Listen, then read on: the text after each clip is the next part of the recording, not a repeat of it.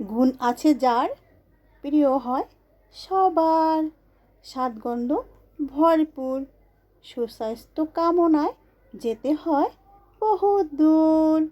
প্রতিদিন খাবার মেনুতে প্রোটিন খান, ভালোবেসে মন দিয়ে বিটরুট খান। প্রিয় বন্ধুরা আমার, একসময় বাজারে, মাঠে, ঘাটে অনেক জায়গাতেই এই সবজি দেখতে পেতাম। দেখতে আমার কাছে তেমনটা কিউট লাগতো না, মোট কথা ভালো লাগতো না। এটা কেমন খায়, এর স্বাদ গন্ধ কেমন ভাবতাম। এটাও ভাবতাম খেয়ে আবার পাগল হব কি।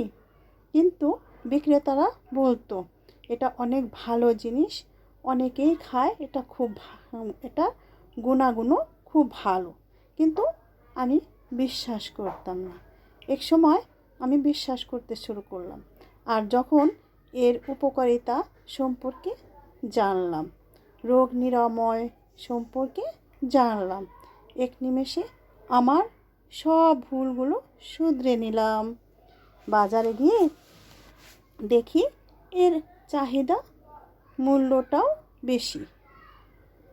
ঝটপট করে কিনে নিলাম। বাসায় এসে আর তর সইছে না, ঝটপট করে একটা কেটে নিলাম। কালারটাও আমাকে আরও মুগ্ধ করে দিল। আর তর সইছে না, এক ফালি খেয়ে নিলাম। আহা, বেশ মজা পাইলাম, মনটা ভরে গেল। তারপর থেকে এই সবজি দিয়ে বিভিন্ন রেসিপি তৈরি করতে শুরু করলাম। আজ মন চাইলো তাই এই বিটরুট দিয়ে পুডিং তৈরি করলাম। আর এই পুডিংটাও খেতে এতটা দারুণ, কল্পনা করা যায় না। এক ফালি মুখে দিয়ে আমি ফিদা হয়ে গেলাম। আহা, এই খাবারটা এতদিন কেন আমি অবহেলা করেছি। খুব ভালো, আপনারা সবাই খাবেন, ভালো থাকবেন।